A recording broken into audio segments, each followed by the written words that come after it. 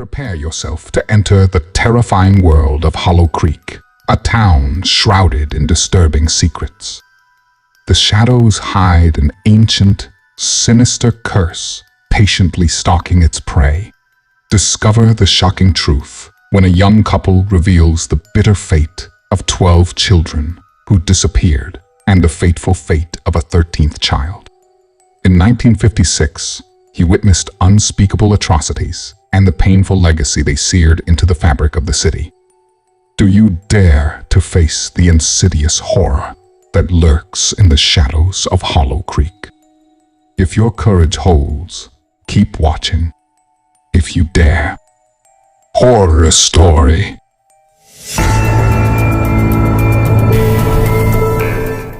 Scary Story. It was a cold and gloomy night in Hollow Creek, a small town in the middle of nowhere.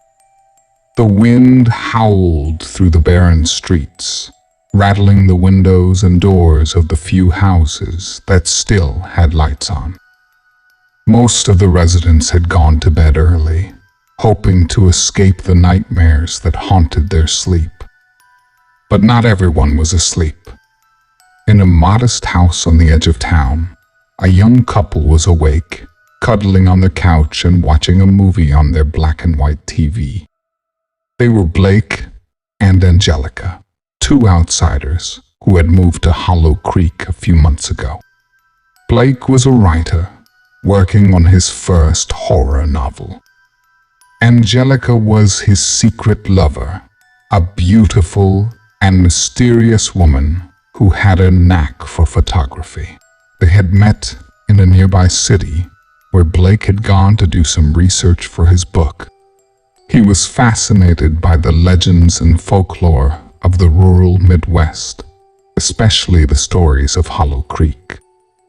He had heard rumors of a dark and sinister history involving witchcraft, cults, and curses. He wanted to find out more and maybe use some of the material for his novel. Angelica had offered to help him, claiming that she had some connections in Hollow Creek. She said she knew some of the locals and could get access to some of the old records and documents that Blake was looking for. She also said she could take some photos of the town and its surroundings to capture the eerie atmosphere and mood. Blake was intrigued by Angelica, not only by her knowledge and skills, but also by her beauty and charm. She had long black hair, pale skin, and piercing green eyes. She had a seductive smile and a mysterious aura. She was unlike anyone Blake had ever met before, and he soon fell in love with her. But there was a problem. Blake was married. He had a wife, Lisa, who was waiting for him back home. Lisa was a sweet and caring woman who loved Blake and supported his career. She had no idea that Blake was having an affair with Angelica, or that he had rented a house in Hollow Creek to work on his novel. Blake felt guilty about his betrayal, but he couldn't resist Angelica's allure. He told Lisa that he needed some time alone to focus on his writing. He said he would be back in a few weeks when his book was finished. He packed his bags and drove to Hollow Creek with Angelica. They settled in the house, which was old and cozy. It had a fireplace, a kitchen, a bedroom, and a study. Blake set up his typewriter in the study and started working on his novel. Angelica helped him with his research and took photos of the town and its surroundings. She also kept him company and satisfied his desires. They were happy for a while. They ignored the strange looks and whispers of the townsfolk, who regarded them with suspicion and curiosity. They didn't care about the rumors and warnings about the dark and evil things that lurked in Hollow Creek. They thought they were safe in their little bubble of love and passion. They were wrong. It started with the disappearances. One by one, children began to vanish from the town.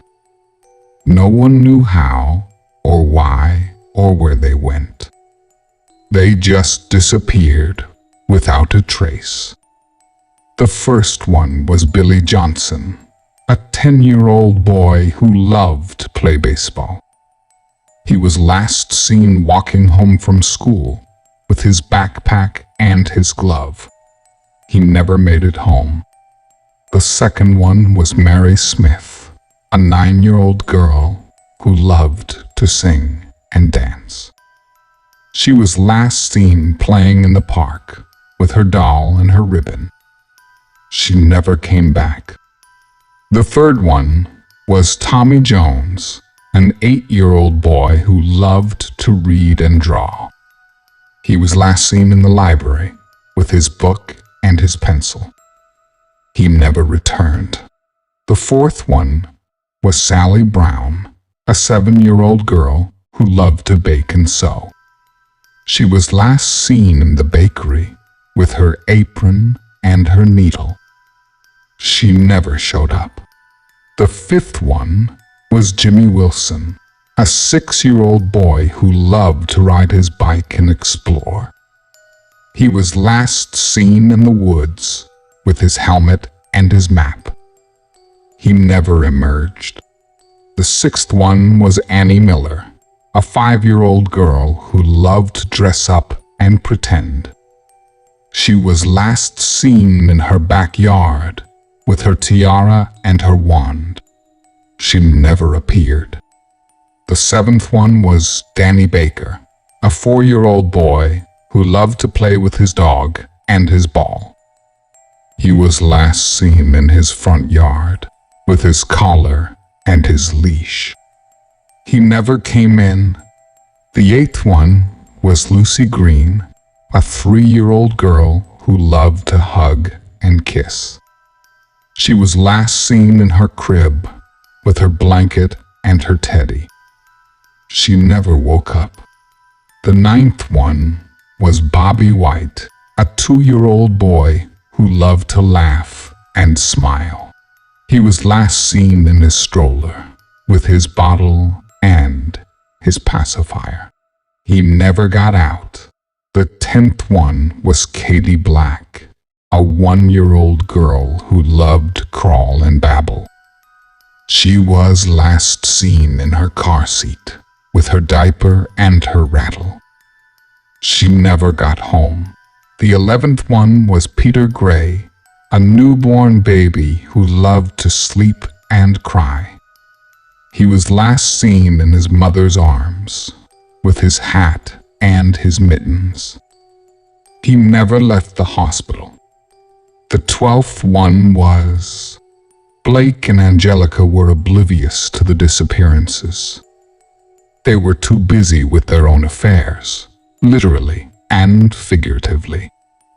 They rarely left the house, except to buy some groceries or to visit the library. They didn't mingle with the townsfolk or read the local newspaper. They didn't watch the news or listen to the radio. They didn't care about the world outside their cozy cocoon. They didn't notice the changes in the town. They didn't see the fear and despair in the eyes of the people. They didn't hear the cries and prayers of the parents. They didn't feel the tension and dread in the air. They didn't sense the presence and power of the evil that was growing stronger every day. They didn't realize they were in danger until it was too late. It happened on a stormy night when the wind was howling and the rain was pouring. Blake and Angelica were in the bedroom, making love. They were oblivious to the noise and the darkness outside. They were lost in each other's embrace, in a blissful state of ecstasy. Suddenly, they heard a loud thud, followed by a scream. They stopped, startled. They looked at each other, confused. They heard another thud and another scream. They got up, alarmed. They put on their clothes and ran to the living room. They saw a horrifying sight.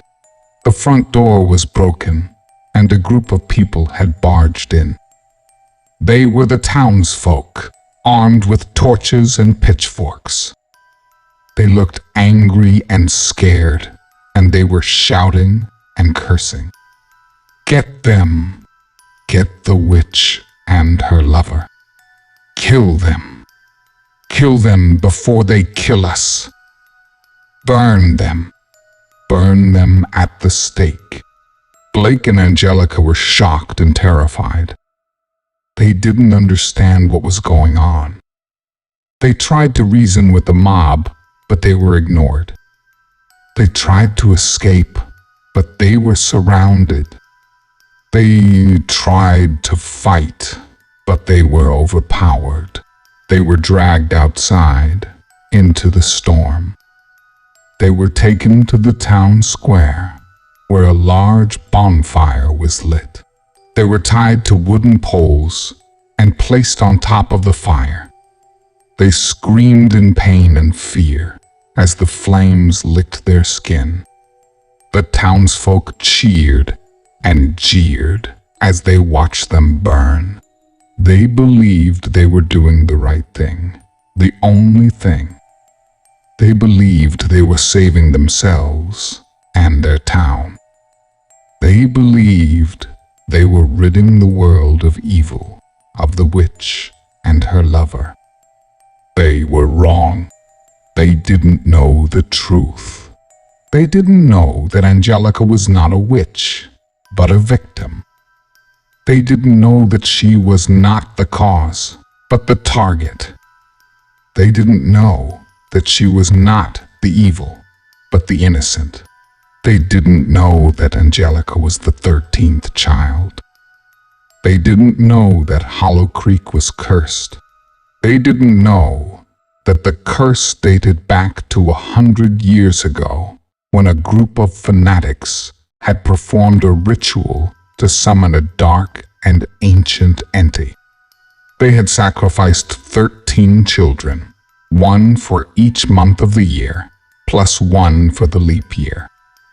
They had offered their blood and souls in exchange for power and wealth. They had succeeded, but at a terrible cost. The entity had granted their wishes, but had also taken their lives.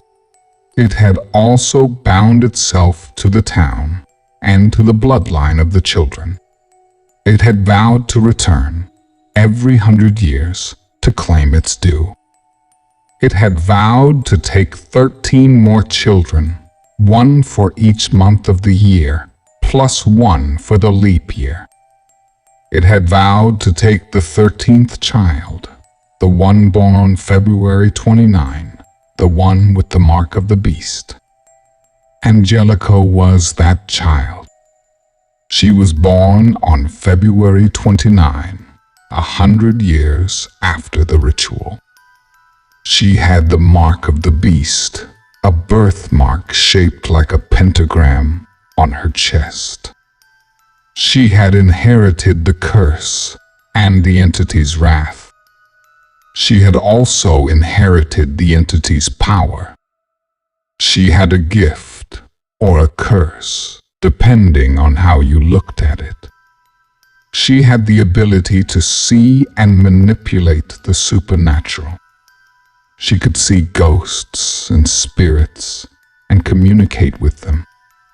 She could also influence them and make them do her bidding. She had used her power for good, for the most part. She had helped lost souls find peace and cross them over to the other side. She had also helped living people by giving them advice or warnings. She had used her power sparingly and discreetly. She had tried to live a normal life despite her abnormal condition. But she had also used her power for bad sometimes.